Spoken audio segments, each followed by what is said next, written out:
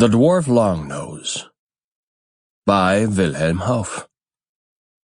Read by Jürgen Fritsche.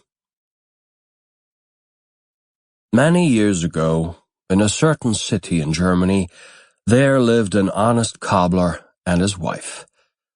The good man sat all day and mended boots and shoes. He made new ones, too, if he could get a customer to trust him with a job. But then he had first to buy the leather, for he was too poor to keep a stock in hand.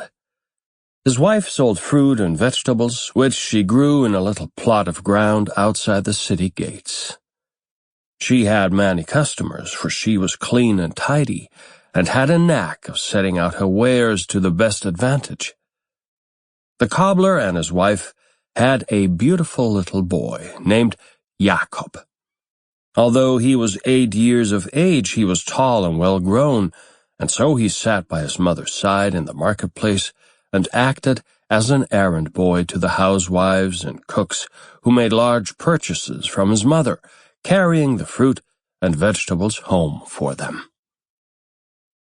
Very often he came back with a piece of money in his pocket, or at least with a cake or some sweetmeats, for he was so pretty and obliging that people liked to see him in their homes.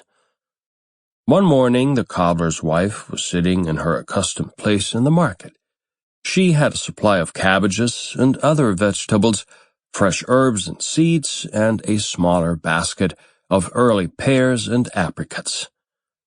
Little Jakob sat beside her and called out in a shrill little voice, come buy, fine cabbages, fresh herbs, early pears, fine ripe apples and apricots.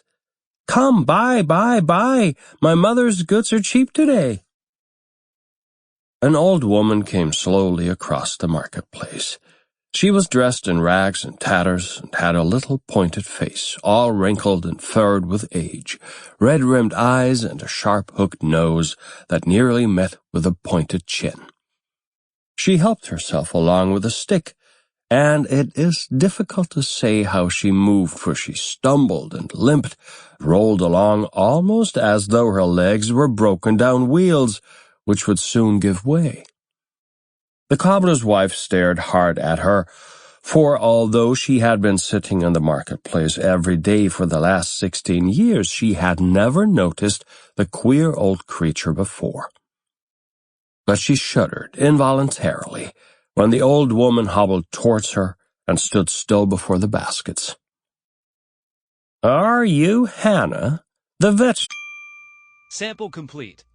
Ready to continue?